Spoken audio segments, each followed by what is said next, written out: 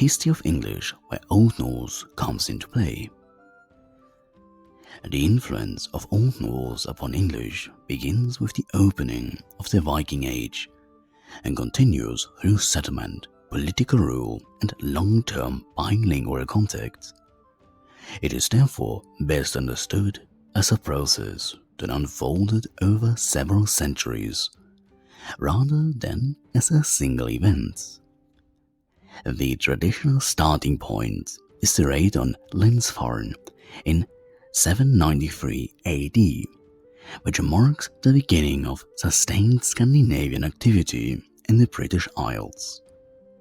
Over the 9th and 10th centuries, these activities escalated from raiding to large-scale migration, settlement, and the creation of hybrid political spaces in which speakers of Old English and Old Norse lived side by side. Large-scale Scandinavian incursions into England increased in the mid-9th century. In 865, a significant Viking force, referred to by the Anglo-Saxons as the Great Heathen Army, landed in England. This army was a diverse group of warrior factions and leaders, such as Ivar the Boneless, Halfdan, and Guthrum. You may recognize those names from the famous series Vikings. They established military and political influence over substantial areas of England. In 866, they captured York, which became a significant Norse center known as Jorvik. A major shift occurred later with the establishment of Scandinavian-controlled territory in eastern and northern England, often called the Danelaw. In this period, political arrangements led to mixed communities, where Old English and Old Norse were spoken. Geographically, the Norse presence was strongest in the north and east, Northumbria, East Anglia, parts of Mercia, and the East Midlands. And the settlement pattern meant that dialects spoken in these areas were most directly and continuously affected. The Danelaw's influence remained significant through the 10th century. One milestone often cited for the end of an independent Norse polity in York is 954 AD, when the last Norse king of York was expelled and the region more fully integrated under Anglo-Saxon kingship. Yet, Norse cultural and linguistic traces persisted in daily life long after political control shifted. Then, a second critical phase came in the early 11th century. Between 1016 and 1042, England was ruled, at least intermittently, by Danish kings. The most famous of them is Knut, reigned 1016 to 1035. Under Knut and his successors, the political elite in England included Scandinavian rulers, nobles, and administrators. The high-level contact reinforced and legitimized social connections between English and Scandinavian spheres. The Danish dynastic period ended with the restoration of the Anglo-Saxon line in 1042, but by then the patterns of bilingualism and cultural blending were established. The final major political rupture that reshaped English linguistic development came with the famous Norman conquest of 1066, after which French profoundly affected the lexicon and social distribution of language use.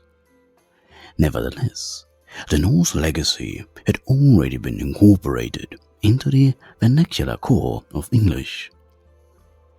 The linguistic environment that produced Norse impact was one of intensive pronounced and often intimate bilingualism. Norse settlers did not form isolated garrisons. They farmed, traded, married into English households, and participated in local governance. This constant contact provides the sociolinguistic explanation for why Scandinavian loans appear not only in special register vocabulary, but in the most basic layers of the language, such as kinship and household terms, body parts, common verbs, pronouns, and place names. Where borrowing usually favors prestige or specialized lexemes, the pattern here betrays regular, everyday bilingual interaction. Old Norse itself was not uniform. The Scandinavian dialectal continuum included Old East Norse varieties, spoken in Denmark and coastal Sweden, and Old West Norse varieties, spoken in Norway and later Iceland.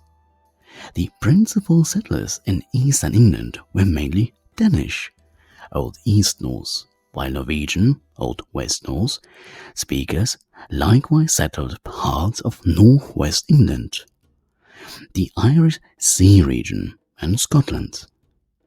Despite dialectal differences, Old Norse and Old English are both Germanic, and were close enough in lexicon and grammar to allow partial mutual intelligibility at the contact frontier. And this structural proximity eased borrowing and code switching. Mechanisms of influence were multiple. Lexical borrowing is the most visible. Thousands of English place names and hundreds of common words have Scandinavian origin or Scandinavianized forms. Place names, elements such as by, which would be for farmstead or town, Thorpe or Thorpe, which would be secondary settlement, Theite, which means clearing, and Kirk, which means church, mark Norse settlement across the landscape. Names like Grimsby, Derby, Scunthorpe, and Whitby testify to that geography. Personal names of Norse origin appear repeatedly in contemporary records and in the Anglo-Saxon Chronicle. Legal and administrative vocabulary also shows Norse impact in local contexts. For example, terms connected with local assemblies and custom. Beyond lexicon, these structural effects are more subtle but crucial. The overlapping inflectional systems of Old English and Old Norse meant that bilingual speakers often encountered irregular correspondences in case endings, gender, and verb paradigms. In such a mixed speech community, morphological irregularities tended to be leveled, which means complex inflectional paradigms were reduced and generalized forms spread. And this leveling, a process driven by frequent contact and adult second language acquisition, contributed to the large-scale erosion of the Old English case system and to the rise of analytic strategies, which means greater reliance on word order and prepositions rather than inflection. Northern dialects that had been most exposed to Norse contact show particularly early and robust simplification patterns, and features from those dialects fed into Middle English developments. Some syntactic changes traditionally associated with the transition to Middle English may have been accelerated by Norse contacts. One debated example, where there is no scholarly consensus yet, is the emergence and increasing grammaticalization of the periphrastic auxiliary do, as in do you know or I do not see. Old English rarely used dawn as a dummy auxiliary. In Middle English, the periphrastic do becomes a regular mechanism for question formation, negation, and emphasis.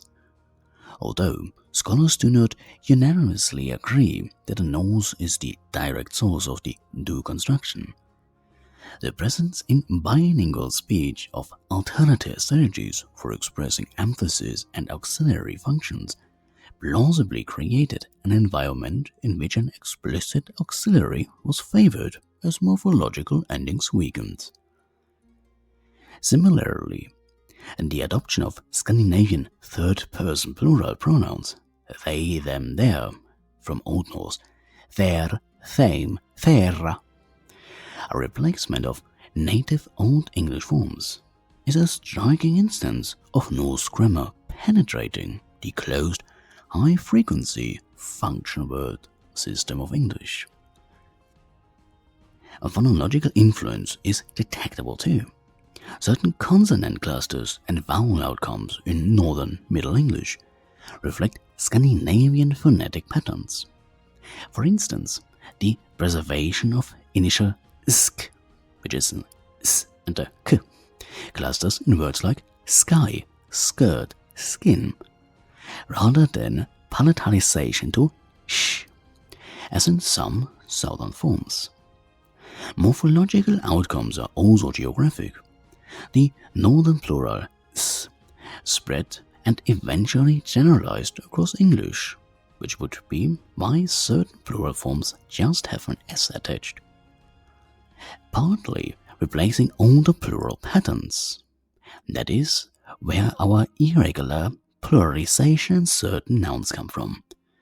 This generalization is often linked to northern dialects shaped by Norse contexts. The combined effect of these lexical, phonological, morphological, and syntactic shifts is visible in the divergence between Old English and Middle English, and in the regional complexity of Middle English dialects. When standardization processes in later medieval England favored the East Midlands and London varieties, many Norse features were absorbed into what would become Standard English. Others remained regional features. Crucially, whereas the Norman conquest later supplied English with a heavy layer of Romance vocabulary, the Norse contribution had already indelibly altered the English core, its pronouns, its everyday lexicon, its syntax, and the very tendency of English toward analytic structures.